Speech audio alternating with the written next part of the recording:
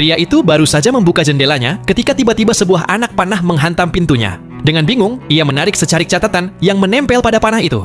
Isinya berbunyi, "Jika kau menembakkan pistol dalam keranjang itu ke langit, aku akan membayar uang sewa rumahmu selama setahun penuh."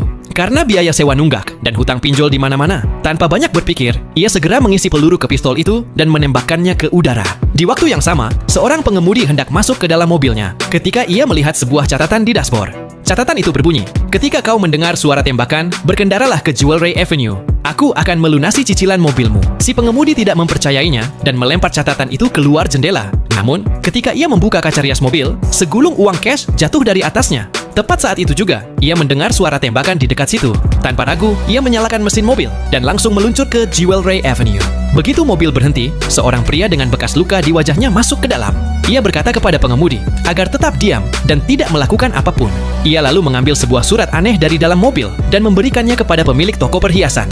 Surat itu berbunyi, "Kau punya 5 detik untuk mengemas semua berlian, atau 2 pria besar di sampingmu akan meledakkan bom nuklir tersembunyi." Mendengar itu, pemilik toko pun ketakutan, lalu buru-buru membuka brankas dan menyerahkan semua berlian kepada mereka. Yang tidak ia ketahui adalah bahwa kedua pria berotot itu sebenarnya hanya diminta untuk terlihat menakutkan. Itulah cara mereka mengintimidasi korbannya agar terlihat seperti nyata. Tak lama kemudian, beberapa kurir datang, mengambil berlian yang sudah dikemas, lalu memuatnya ke bagasi mobil si pengemudi. Mereka memberitahu pengemudi untuk kembali ke tempat semula. Setelah ia kembali, seorang pria berkacamata hitam mengambil berlian dari bagasi dan memindahkannya ke sebuah mobil sport. Sang bos misterius berhasil melakukan perampokan berlian ini tanpa pernah memperlihatkan wajahnya. Beberapa waktu kemudian, kepala kepolisian membawa semua orang untuk diinterogasi. Namun anehnya, tidak ada satupun dari mereka yang saling mengenal. Bahkan tak seorang pun sadar bahwa mereka telah menjadi bagian dari sebuah perampokan.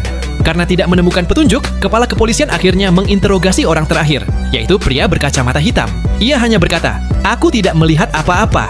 Kepala polisi membentak, "Apa kau buta atau bagaimana?" Ternyata, pria itu memang buta, dan tugas pria itu hanyalah membawa sebuah tas dan berjalan 5 langkah ke depan.